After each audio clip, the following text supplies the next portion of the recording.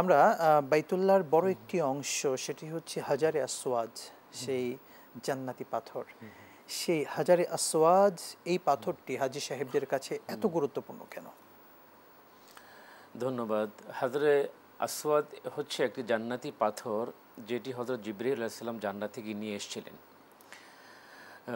হযরত আসওয়াদের কোণ থেকেই কিন্তু আমরা জানি যে এই তাওয়াফ শুরু হয়। জি। হযরত আসওয়াদটি যেখানে খানায় কাবা বাইতুল্লাহর যে জায়গায় স্থাপন করা হয়েছে, সেই কোণ থেকেই তাওয়াফ শুরু হয়। জি।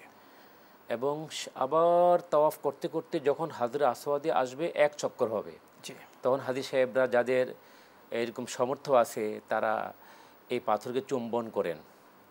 আসলে কি, যারা হজ এবং উমরায় যান, তাদের একটা আকর্ষণ থাকে, তাদের একটা আশা থাকে, তারা প্রত্যেকেই যেন হাজরুল আসওয়াদকে চুমো দিতে পারেন।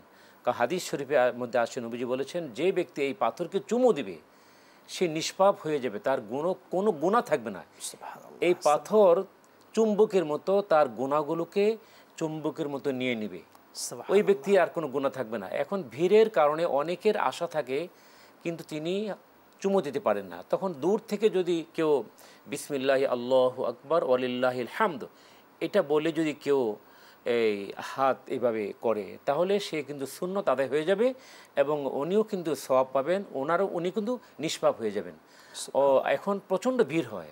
ভিড়ের কারণে যদিও প্রত্যেকের আশা থাকে যে আমি যদি একবার চুমু দিতে পারতাম, কিন্তু এটা আদায় করতে গিয়ে অনেক সময় যেটা হয়ে থাকে, জি জি জি একটা দুর্ঘটনার শিকার হওয়ার পরিস্থিতি দাঁড়িয়ে যায়। জি জি এবং অন্যজনকে কষ্ট দেওয়ার একটা প্রবণতা থাকে। আপনি কষ্ট দেওয়া ছাড়া, আপনি তো ধাক্কা ধাক্কি ছাড়া এটা করতে পারবেন না, ওখানে এত ভিড় হয়।